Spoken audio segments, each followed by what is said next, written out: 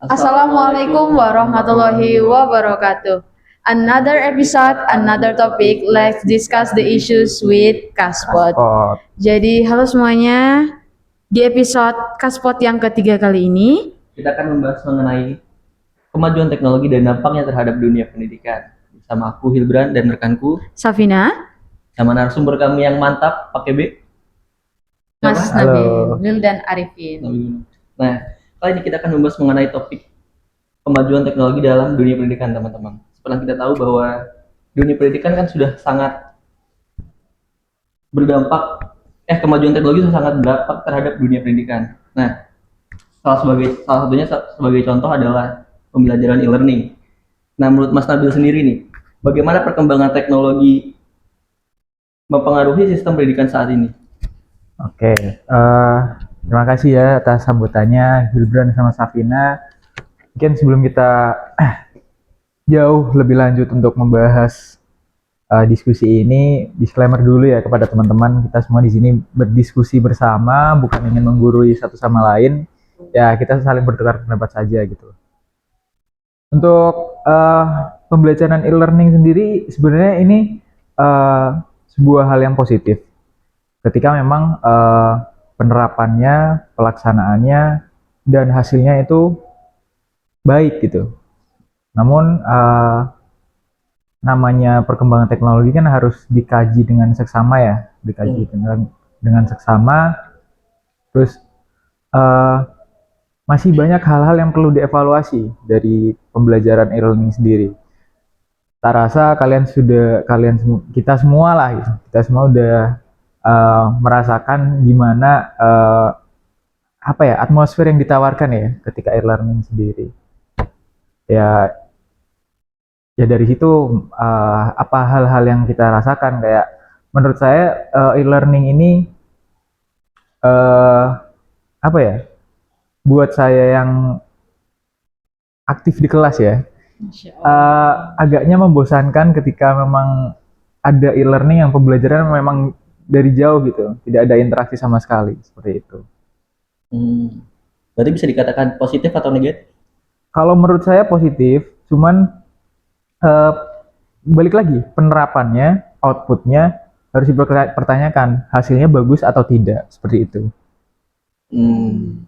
Berarti kalau untuk output kan berarti kepada mahasiswanya masing-masing ya? Betul. Tapi sebenarnya kita tahu bahwa mahasiswa sekarang kadang di kelas pun tidak mendengarkan, apalagi malah online. Dan ketika diberi tugas, diberi materi, malah banyak mahasiswa yang tidur ketika malah melakukan e-learning.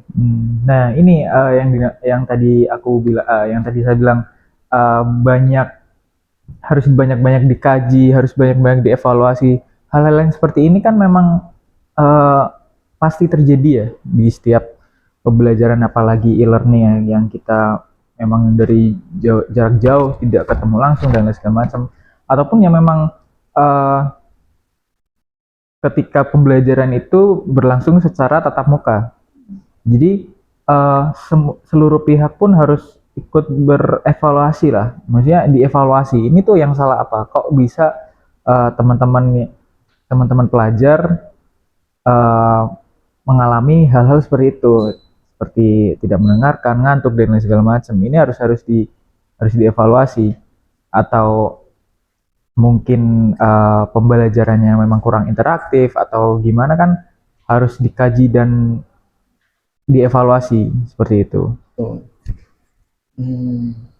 Berarti seharusnya adanya e-learning ini harus benar-benar membantu ya, seharusnya betul membantu ketika dalam memang keadaan yang tidak memungkinkan untuk melakukan tatap muka. Tapi beberapa tenaga pengajar justru malah menggunakan e-learning itu sebagai yang utama. Ya, mungkin. Dan menurut saya sangat tidak efektif.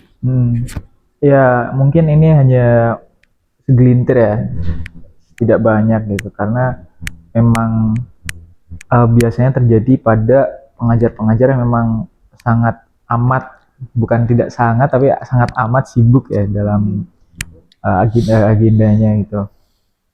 Nah, balik lagi, ketika memang pengajar mau tidak mau harus mengambil langkah-langkah tersebut, ya bagaimana mereka harus membangun sebuah atmosfer yang memang tidak membosankan untuk para pelajar gitu.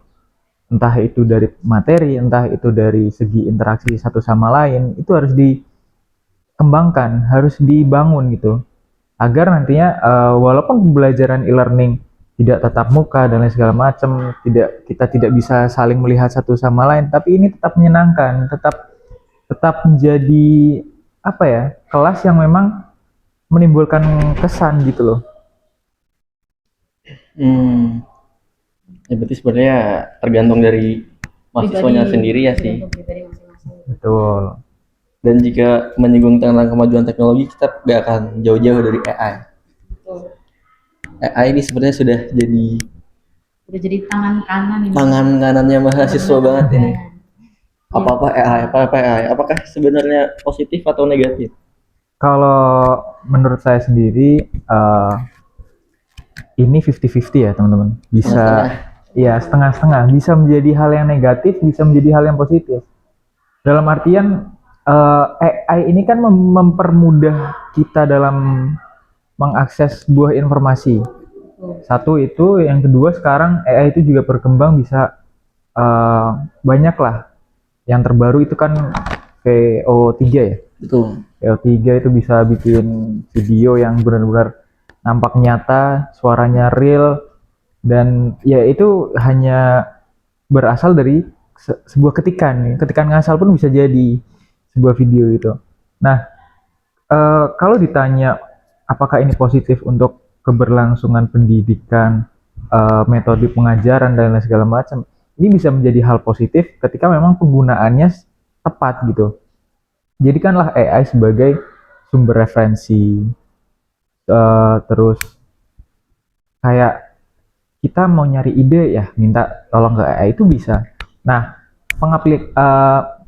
pengeksekusiannya ya tinggal dibalikin lagi ke mahasiswa.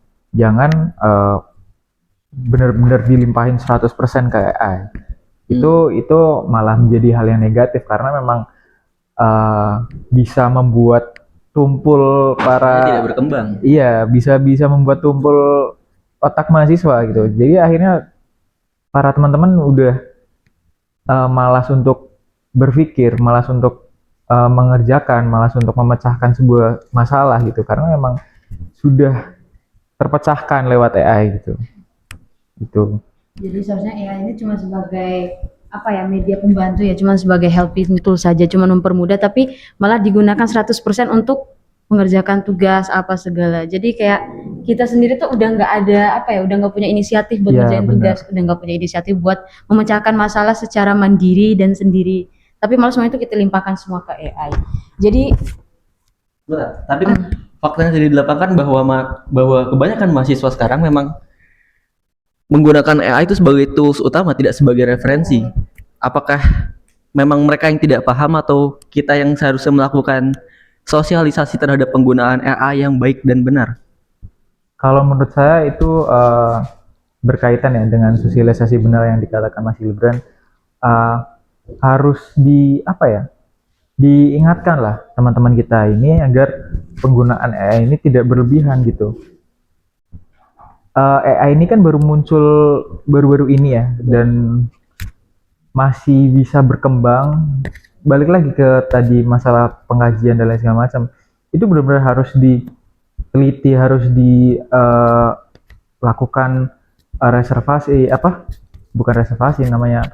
research ya, harus dilakukan research dan lain segala macam biar agar nantinya penggunaan ini dapat berjalan dengan efektif gitu.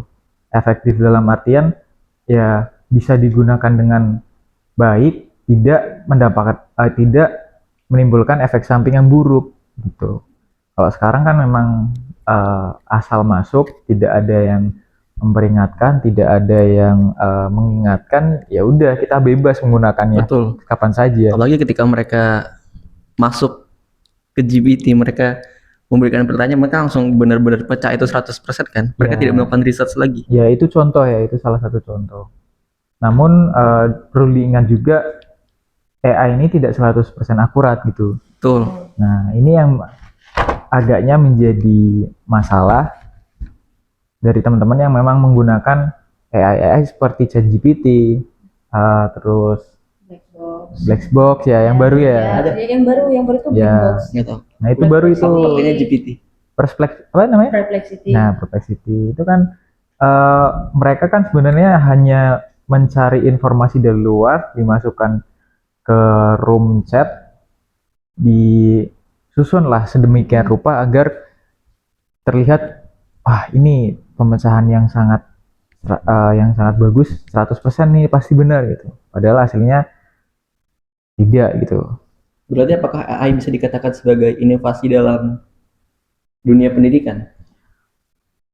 Bisa jadi menjadi inovasi.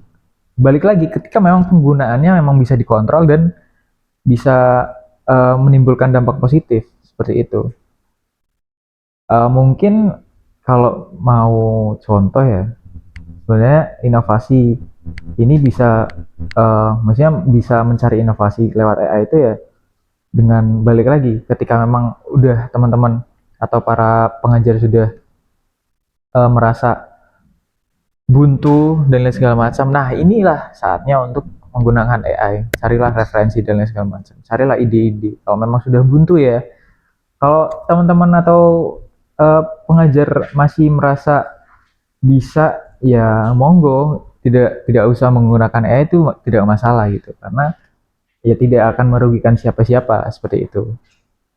Kita itu bisa ya memecahkan suatu masalah tanpa melibatkan AI ini.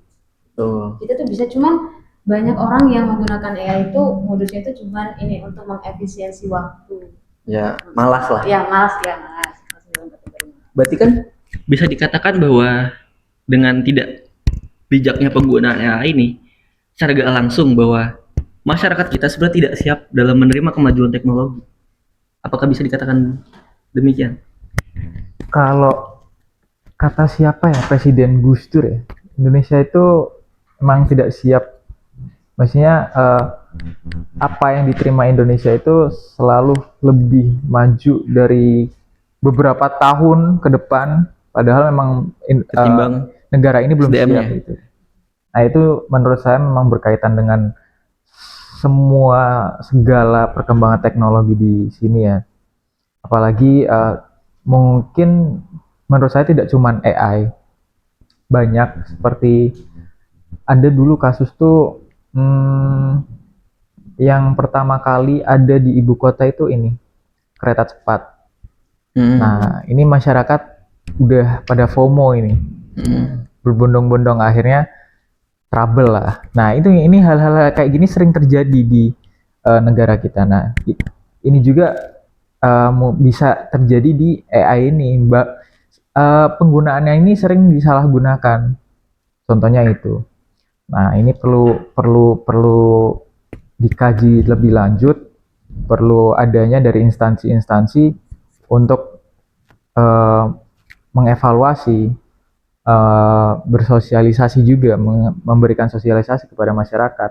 Bahkan kalau lebih baik, lebih bagusnya para anak-anak bangsa yang memang berkecimpung di dunia IT ya membuat AI-nya sendiri. Nah, ini mungkin yang lagi digembar-gemborkan wapres kita ya. Nah, mungkin ini iya, disuruh membuat AI, bisa membuat AI. Nah, ini yang mungkin digembor-gemborkan dan bisa menjadi sebuah apa ya? Menurutku bisa menjadi sebuah hal yang baik. Namun kembali lagi, apakah dengan adanya nanti inovasi-inovasi ini akan berdampak positif untuk kita semua gitu? Ya berarti sebenarnya nggak buruk-buruk amat lah ya. Betul. Ada sisi positifnya, nggak selamanya negatif. Tuh. Berarti dalam penggunaan AI ini sebenarnya itu ada batas minimum maksimumnya. Tapi kemudian penggunaan AI sekarang itu nggak ada batas-batas yang benar-benar dipakai sampai mampus gitu ya. Sebenarnya tuh memang tidak ada batasan sebenarnya dalam penggunaan. Tapi sebenarnya Memilah kita dan harus memilih mikir juga, kan? bagaimana cara Iya. menggunakan AI.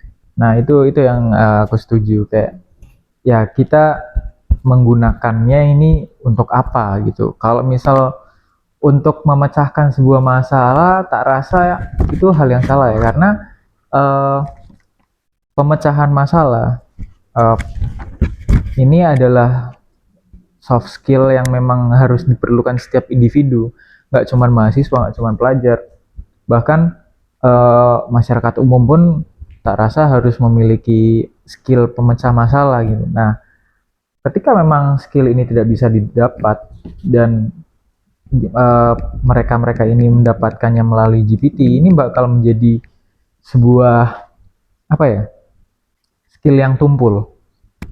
Akhirnya mereka yang skillnya tumpul ini ya tidak bisa memecahkan masalah, bakal ketergantungan lah dengan tools yang mereka nikmati gitu. Nah, ini bakal berdampak buruk buat kehidupan juga gitu. Oh, berarti AI itu cuma buat ini, seharusnya itu cuma sebagai media filterisasi. Sebagai media untuk memfilter informasi sebelum kita langsung ini. Kan kita kan nggak sempat kan buat turun riset, jadi mau gak mau kita kan minta tolong AI kan ya.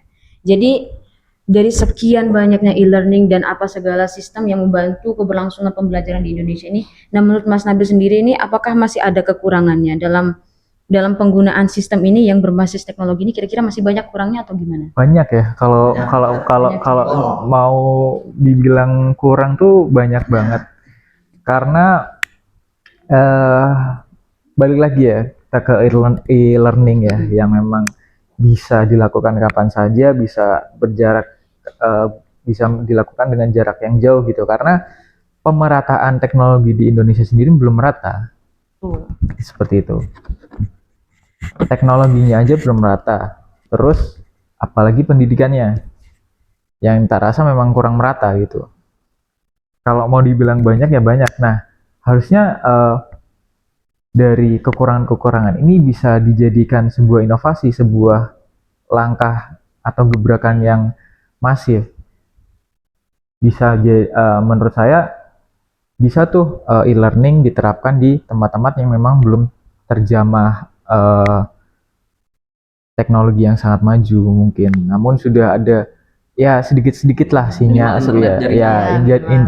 internet, sinyal-sinyal yang udah lumayan bagus gitu. Biasanya kan hal-hal kayak gini kan tidak dibarengi dengan mungkin sumber daya manusia yang mumpuni, para pengajar-pengajar yang mungkin minim seperti itu. Nah, ini harusnya bisa menjadi sebuah inovasi, saling melengkapi kekurangan gitu. E-learning dikhususkan untuk teman-teman yang jauh dari akses pendidikan. Ya, misal akses pendidikannya masih kurang. Nah, ini bisa diinovasikan. Nah, kalau buat masalah teknologi sendiri kan pasti berkaitan dengan yang namanya ekonomi ya, device ya, dan lain segala macamnya. Nah, ini peran pemerintah juga harus masif di sini. Dalam artian ya teman-teman yang memang kurang secara ekonomi dan lain segala macam bisa dibantu mungkin melalui pembagian device dengan pengawasan yang padan lah. Kamu dikasih device tapi kamu harus menggunakan device itu sesuai dengan tujuan. Contoh pembelajaran seperti itu. Kasusnya kan dulu pas kuota internet gratis ya. Ya, betul. Ya, kuota internet gratis kan dulu itu masih bisa diakali ya, masih bisa buat YouTubean, internetan. Oh, aku dulu pas SMP buat login. Nah, buat login game ya. Betul. Nah, itu harus diawasi lah penggunaannya secara tepat atau tidak gitu, agar yang awalnya tujuannya untuk membantu ini malah menjerumuskan. Nah, seperti itu harus diperhatikan juga. Berarti kalau misalnya berbicara soal pemerataan sistem teknologi di pendidikan ini sudah kita rasakan ya waktu COVID kemarin. Kita merasakan pada saat pembelajaran daring waktu itu kan nggak semua sekolah itu menerapkan e-learning. Nggak semua metode e-learning atau media e-learning itu mereka pakai. Rata-rata mereka itu makanya itu WhatsApp. Seperti yang saya rasakan sendiri waktu era COVID kemarin itu kan bisa dibilang agak pelosok ya. domisilinya saya itu memang agak pelosok. Jadi kalau misalnya untuk penggunaan e-learning sendiri itu nggak semuanya ada yang pakai Zoom apa segitu, enggak. Kita tuh malah lebih cenderung untuk menggunakan grup WhatsApp sebagai media pembelajaran. Jadi kayak misalnya ada komunikasi apa-apa, pembagian materi apa-apa tuh nggak kayak orang-orang kayak misalnya ada yang bagi lewat apa Google Classroom, kayak Zoom, Gmail apa segala itu. Kita tuh nggak pakai itu. Entah Kalau itu WhatsApp berarti gimana? kayak semua materi itu kayak misalnya kita bahas materi atau apa segala itu kita di situ. Jadi untuk Diketik begitu? iya diketik langsung di-share kayak gitu aja. Entah itu memang sistem teknologinya kurang merata atau tenaga tenaga pengajarnya yang masih Memang kurang. tidak siap terhadap kemajuan Iya. teknologi. Nah, itu kan namanya apa ya? Kita semua harus benar-benar saling menggandeng ya, Betul. harus saling berkorelasi agar hal-hal yang semacam itu bisa dieksekusi dengan baik. Ketika memang udah dieksekusi dengan baik, maka hasilnya pasti akan maksimal. Nanti kamu pas udah lulus kamu balik ke kampung kamu mengabdi ke masyarakat, Boleh. memajukan teknologi yang Itu ada. ide bagus itu. Membawa Daerah, perubahan ya, betul. Iya. benar-benar agent of change. Betul. Iya. Nah, mungkin jika berbicara mengenai kemajuan teknologi kan sudah pasti kita akan berbicara mengenai banjir informasi. Zaman dulu karena informasinya terbatas, dibuatlah metode satu guru banyak murid. Betul. Jadi pembelajaran itu sudah dikurasi oleh guru tersebut untuk dibagikan ke murid. Tapi sekarang dengan banjir informasi, setiap orang kan berarti harus menjadi kurator bagi dirinya masing-masing. Yang sebenarnya kalau misalkan dilihat masyarakat kita juga nggak siap-siap amat, buktinya masih banyak yang kemakan hoax, tidak bisa memfilter berita yang mana yang betul, mana yang tidak, mana yang asli yang tidak. Itu kan sebenarnya apa ya, sangat-sangat disayangkan. Menurut Mas Nabil bagaimana? Ya, kalau masalah banjir informasi ya, karena zaman sekarang memang udah banyak hoax dan lain segala macam, memang Sorry sedikit dipotong. ya. Mungkin termasuk penggunaan AI kan juga dia tidak bisa memfilter apakah itu betul atau tidak, langsung ditelan mentah-mentah seperti itu. Nah, memang untungnya pemerintah kita sudah bergerak dalam hal-hal tersebut. Sekarang sudah ada undang-undangnya juga terkait penyebaran hoax dan lain segala macam ya. Nah, itu namun kembali lagi, sosialisasi akan UU ini, undang-undang ini sudah merata atau belum di masyarakat kita? Masih sangat kurang sekali. Iya, sepertinya masih sangat kurang ya, karena masih sekarang pun masih banyak hoax-hoax yang bertebaran. Mungkin kalau sekarang itu bukan ke hoax, tapi lebih banyak ke misinformasi produk. Contohnya itu sekarang banyak iklan-iklan judul yang memang menggunakan teman-teman figur artis ibu kota yang sangat nyata gitu. Nah, Betul. Udah bertebar. nah ini yang bakal menjadi masalah ketika memang orang-orang yang masih awam dengan hal-hal seperti itu, ini bakal percaya. Oh ini, iya ini akan ditelan mentah-mentah. Oh ini dipromosikan oleh artis papan atas ya, yang oh ini pasti terpercaya gitu. Ternyata ketika dicoba penipuan. Nah ini juga harus diawasi dengan seksama. Nah pemerintah pun harus apa ya lebih ketat lagi dalam menerapkan undang-undang tersebut gitu, agar ya itu kan bisa dibilang hoax juga ya. Terus hak cipta juga bisa. Nah itu juga harus benar-benar dikuatkan lagi di situ agar nantinya dengan yang zaman yang tidak bisa kita hindari, yang banyak informasi masuk dan lain segala macam, kita harus repot cari ini kebenaran beritanya. Ini bisa dicegah dengan undang-undang tersebut gitu. Dicegahnya gimana ya? Pelaksanaan dari undang-undang tersebut ini harus benar-benar on point, tepat sasaran dan juga nyata gitu. Tidak hanya sekedar tertulis di kertas. Oke, itu mungkin dari sisi pemerintah yang membuat suatu kebijakan dan sistem. Lalu bagaimana dengan kita, masyarakat, dalam merespon hal tersebut terhadap berita-berita yang tidak benar? Kalau dari masyarakat ya. Kalau dari masyarakat ya jelas. Mungkin contoh, sorry aku potong. Mungkin kalau untuk video kita sudah bisa membedakan, tapi kalau untuk narasi tulisan banyak banget yang ngegocek. Nah, kalau bicara masalah tulisan ya, ini agak miris juga buat kita semua ya. Karena uh, rata-rata banyaknya dari masyarakat Indonesia ini masih malas untuk membaca. Berarti Gitu, kurang teman-teman. literasi. Iya, benar benar Kita banget sendiri kurang literasi. masih minim. Iya, masih minim literasi, kayak malas membaca ketika dikasih tulisan yang sangat amat panjang, ya udah dicari poin utamanya mana. Oh, poin utamanya ini gitu. Padahal memang harus ada, sekarang tuh model tulisan tuh harus ada apa ya namanya? Kalau kalau di kalau ada di mata kuliah itu eh, eksposisi, terus puncaknya itu ada gitu, ada puncaknya gitu. Sekarang model tulisan sekarang itu seperti itu semua. Nah, Berarti yang jahat juga makin pinter dong sekarang. iya, makanya itu eh, literasi ini harus benar-benar ditingkatkan juga gitu.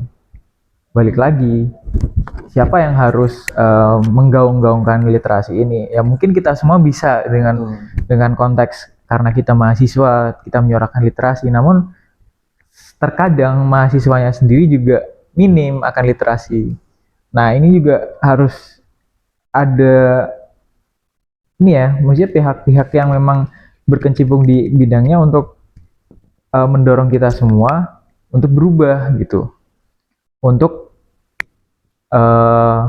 menguatkan lagi tentang ya baiknya membaca, tujuan kita untuk membaca itu apa dan segala macam gitu loh.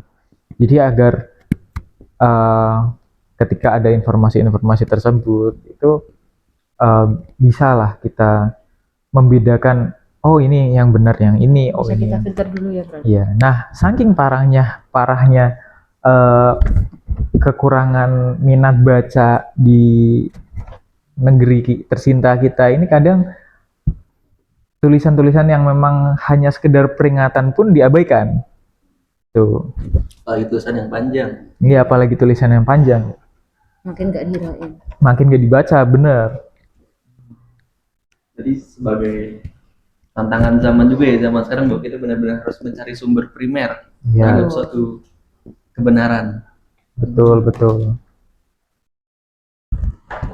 Jadi mungkin sebelum kita ke penutup kali ya, tapi kita tuh masih ada satu pertanyaan. Ini menurut Mas Nabil sendiri, kira-kira seberapa besar sih risiko ketergantungan kita terhadap pembelajaran yang berbasis teknologi ini? Sangat besar ya, kalau dibilang seberapa besar ketergantungan ya, sangat besar karena yang saya lihat kebanyakan dari teman-teman kita itu mempunyai rasa apa ya, ketagihan yang sangat tinggi. Sudah kecanduan ya? Iya, gampang kecanduan gitu. Jadi Atau memang malas saja? tak rasa memang gampang kecanduan gitu. Karena memang kalau memang teman-teman ini udah niat nggak pengen kecanduan itu ada, namun sedikit segelintir. Nah, banyaknya ini karena gampang kecanduan, kayak wah enak ini, bisa langsung dapat, bisa instan lah. Gak perlu capek-capek Ya, mikir. berarti mereka memang pengennya instan. Iya, karena zaman sekarang tuh ya zaman yang memang bisa serba instan gitu. Nah, maka kalau mau membahas seberapa besar, ini bakal besar banget. Nah, ini semua yang harus bisa kita kontrol bersama-sama, baik itu dari kita para mahasiswa, baik itu dari pengajar, baik itu dari pemerintah, ini harus, baik itu dari masyarakat juga ya, ini harus bersatu, berkolerasi agar hal-hal yang memang akan berdampak buruk ke depannya ini bisa dicegah gitu. Kan bisa menjadi hal yang negatif ketika memang kita semua ketergantungan kepada hal-hal yang teknologi ya, yang bisa dikatakan. Ya kali kalian mau masak minta ditolongin AI kan nggak mungkin. Ya. Bisa cara memasak yang baik dan benar. Nah, Iya, kan agaknya kalau didengar agak aneh ya. Nah, itu harus dihindari hal-hal semacam itu. Sikat. Jadi mungkin ini kita sudah sampai di akhir kali ya. Jadi untuk inti dari pembahasan kita kali ini itu saya punya sedikit kesimpulan yang dimana terkait penggunaan teknologi tadi. Penggunaan teknologi dalam dunia pendidikan memberikan banyak manfaat seperti memperluas akses informasi, mempermudah proses belajar mengajar, serta mendorong terbentuknya sebuah inovasi yang baru dalam pembelajaran. Sikap kita sendiri terhadap perkembangan teknologi di era yang sekarang itu harus terbuka dan juga adaptif dengan memanfaatkan dengan bijak untuk mendukung kemajuan pendidikan di negara kita tercinta ini. Dan juga untuk risiko ketergantungan pada teknologi juga dapat mengurangi sosial interaksi kita, menurunkan kemampuan critical thinking, dan juga bisa meningkatkan risiko penyebaran berita hoax. Pentingnya bagi kita untuk membatasi penggunaan teknologi secara proporsional, karena teknologi adalah alat bantu bukan pengganti nilai-nilai dasar dalam pendidikan. Bagus banget Ya, Safina. Masya Allah. Masya Allah. Jadi mungkin itu saja. Sebelumnya kami ucapkan terima kasih juga kepada Mas Nabi Terima kasih yang teman-teman. sudah meluangkan waktu, pikiran dan tenaganya.